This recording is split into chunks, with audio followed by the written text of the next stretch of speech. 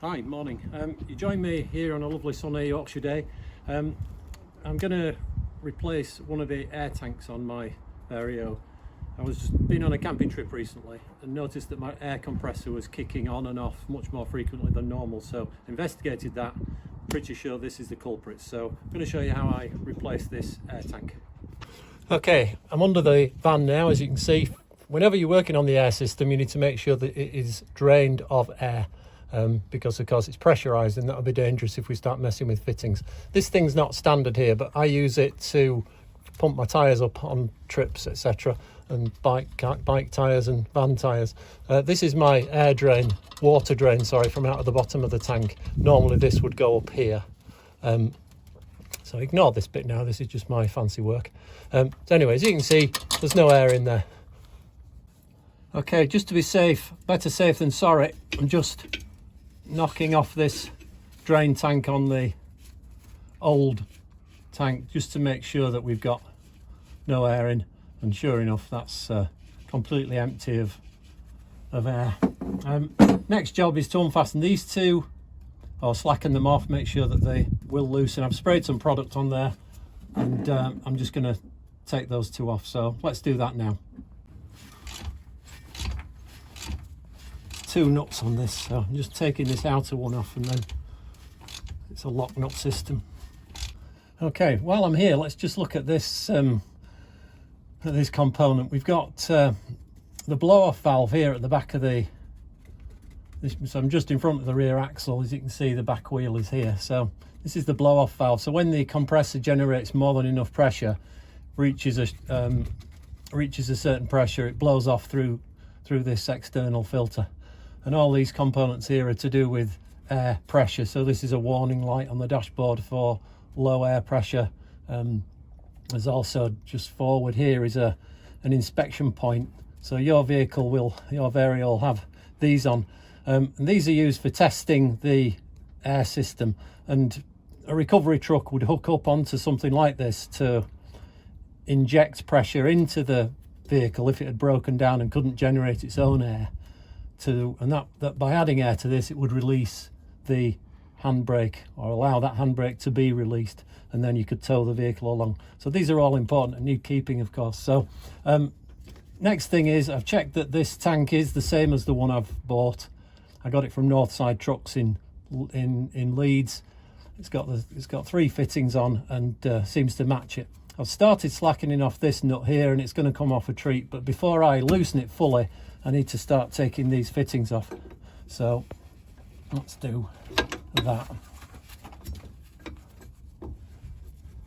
So you probably don't want to watch me unfasten all these, but that one is a 27mm. It's actually the same fitting as the one on the bottom here, and the one on the end here that goes into this component, into this valve block at the back axle, is a 24mm. So let me take those off, and you'll join me when it's freed off. I'm always impressed at the condition of this vehicle. Mercedes really do a fine job at building them. You know, this is a 2000 vehicle, so 24-year-old. These fittings are just coming off here. First, you little crack them off with a spanner, and then they're coming off by hand. I mean, yes, I look after this vehicle, but my goodness, it's impressive that they come off. And actually, to be fair, this component, it is a damp atmosphere inside this system.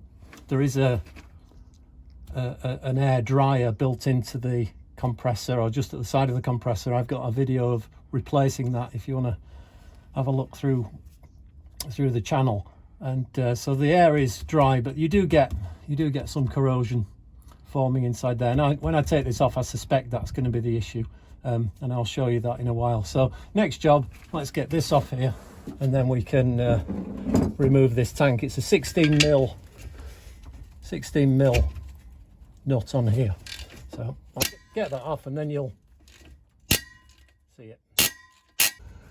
Okay, this 16mm nut was a little bit awkward to unfasten, but that's not a surprise really. So So let's get that. It's only fastened on with three.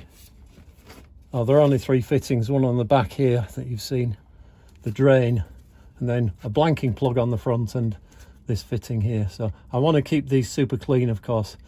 Now I just need to battle to get this off. Okay, so let's have a look at both tanks. Clearly you can see that they're the same component.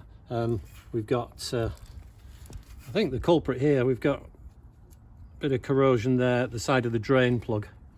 Now, feeling inside here, it seems all right, but yeah, it's a bit of external corrosion, so I'd say that that was a faulty tank at some point. But either way, this one is the correct replacement part. If you want to just zoom in on those numbers there. This is a 4-litre tank, according to Northside Trucks in Leeds. Right, next job is to clean and wire brush the housing underneath there, the strap that holds this new tank in place. And I might put a bit of paint on that or some spray grease just to protect this new tank.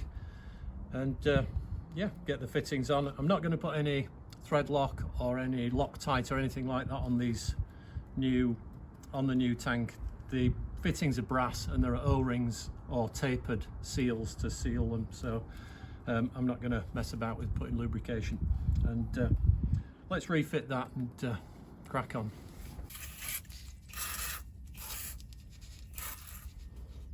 By the way, those of you that are new to this part of the Vario, don't be surprised by some of these kind of things here. These are to do with this camper conversion. So we've got water here. This is a cold water pipe. We've got hot and cold here, and these are actually it's conduit over gas and water. Actually, these are electrical wires, and this is gas pipe. So yeah, ignore all that. On the standard Vario, the panel van or the bus, these are not going to appear. So what I've got, I'm spraying on this spray grease. I've started using that quite a lot more these last 10 years or so. I find it quite an impressive rust proofer. Just seems to seal and dry. So I'm using this Comma spray grease. It's clear, not white. It dries clear. So I'm going to blather this and then fit the new tank. I'm swapping over this drain plug as well. Just going to leave that slack and tighten it up. Very last job. Right, as you can see here, I've loosely clamped the tank in place. I've started these fittings off and I'm just going to dog those up. The one at the back and then around to the front here, this one. So it's really just a question of a repeat or a reverse of the disassembly. I've sprayed a bit of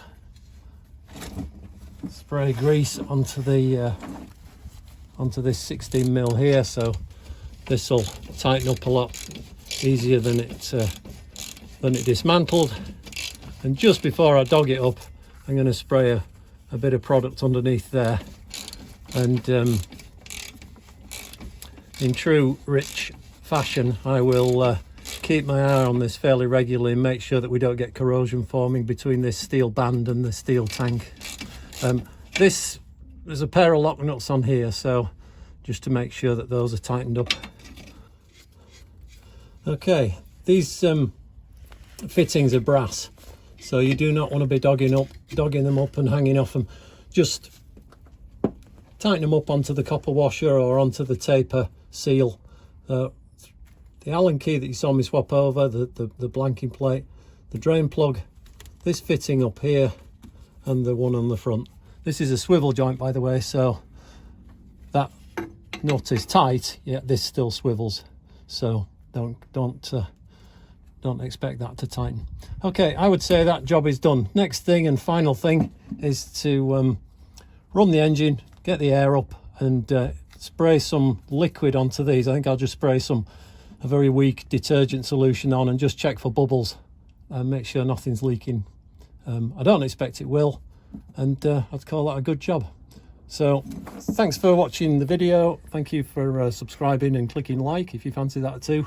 And yeah, just finally before I go, I am aware I've not done that driving video, and a couple of you have asked for a bit of a tour of the camper upstairs. So they're going to be my next 2 videos. So click subscribe and you'll see them coming along soon. Thank you. Bye.